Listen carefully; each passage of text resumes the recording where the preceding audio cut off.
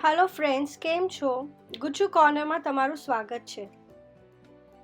આજે આપણે ગુજરાતી ખાટા ઢોકળા કે પીળા ઢોકળા બનાવતા શીખીશું, જે બનાવવું બહુ જ આસાન છે।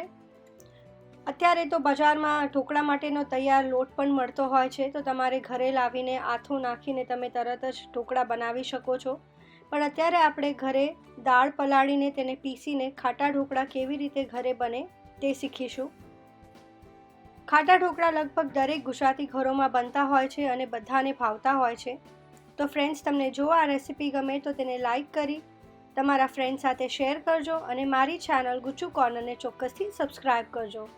તો સૌ પહેલાં આપણે દાળ ચોખા પલાળીશું। તેના માટે મેં 2 કપ ચોખા લીધા છે। તેના અંદર મેં અડધો કપથી પોણો કપ જેટલું અડદની દાળ લીધી છે અને અડદની દાળ જે માપથી લઈ તે જ માપથી આપણે ચણાની દાળ ઉમેરવાની છે। ત્યારબાદ આપણે તેમાં પાણી નાખીશું અને તેને 3 થી 4 કલાક સુધી આપણે ઢાંકીને પલળવા દઈશું। આના અંદર તમે તુવેરની દાળ પણ એડ કરી શકો છો, પણ હું જનરલી નથી નાખતી એટલે મેં અત્યારે નથી બતાવી। દાળ સરસ ફૂલીને તૈયાર થઈ ગઈ છે, તો તેમાંથી આપણે પાણી નીકાળી દેવાનું છે અને આપણે તેમાંથી સરસ રીતે આ જે બધું દાળ ચોખા છે તેને આપણે મિક્સર જારમાં લઈ લેવાનું છે અને તેને આપણે સરસ રીતે પીસી લઈશું। બહુ પાણી અંદર નથી નાખવાનું આપણે, કે જેનાથી જે આપણું ખીરું છે, આથો છે, બોળો છે એ બહુ જ ગીલો પડી જાય। પણ અત્યારે મેં 5 કપ જેટલું કે એનાથી પણ થોડું ઓછું જ પાણી નાખ્યું છે અને બાકીની દાળ પણ આપણે એડ કરી દઈશું અને ત્યારબાદ આપણે મિક્સરમાં આ જે દાળ ચોખા છે તેને સરસ રીતે આપણે પીસી લેવાના છે। થોડું દરદરું પીસીશું તો પણ ચાલશે, એકદમ સ્મૂથ પીસીશું તો પણ ચાલશે। થોડું દરદરું હશે તો વધારે મજા આવશે। હવે આપણે તેને એક મેં તપેલામાં નીકાળી દીધું છે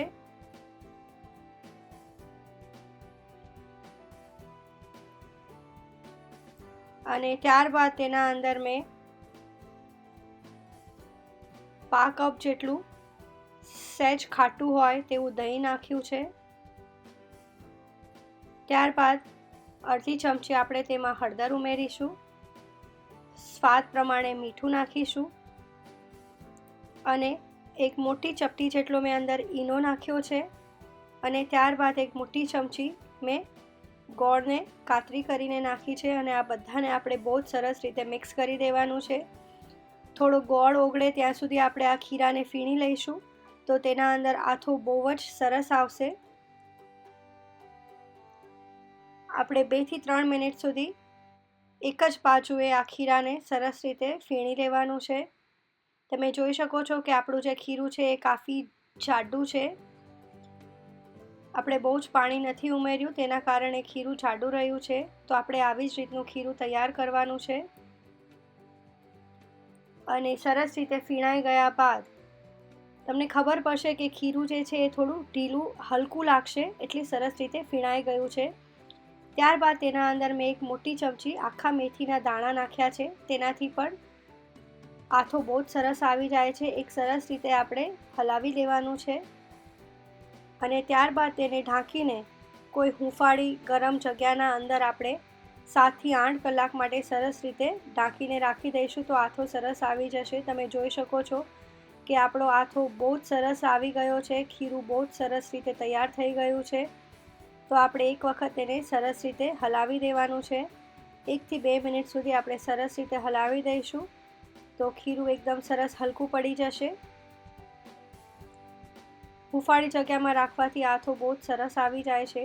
ત્યારબાદ મેં 1 ઇંચનો ટુકડા જેટલું આદું લીધું છે, 5 મેં આખા તીખા મરચાં લીધા છે અને 7 થી 8 કળી મેં મોટી કળી લસણની લીધી છે। આ બધાને આપણે મિક્સરમાં સરસ રીતે ક્રશ કરી દેવાનું છે।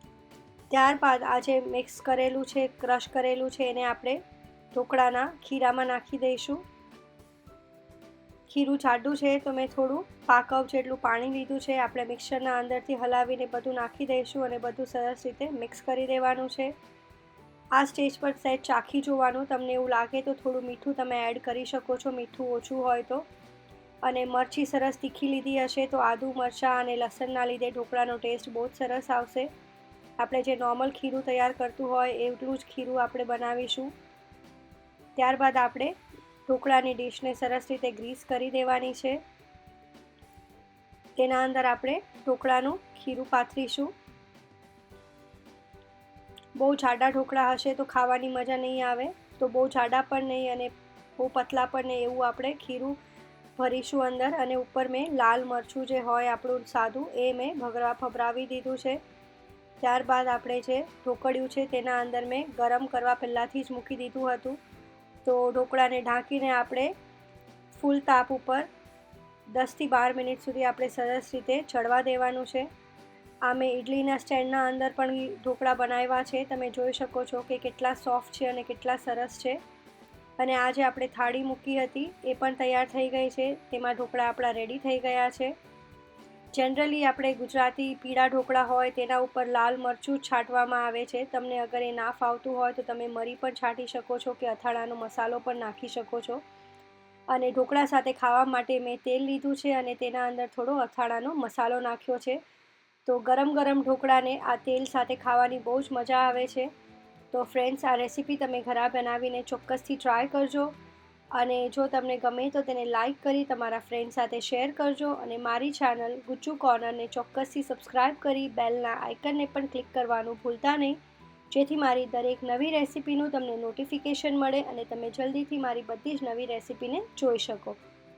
તો ચાલો હવે આપણે મળીએ નેક્સ્ટ રેસીપીમાં. ત્યાં સુધી આવજો.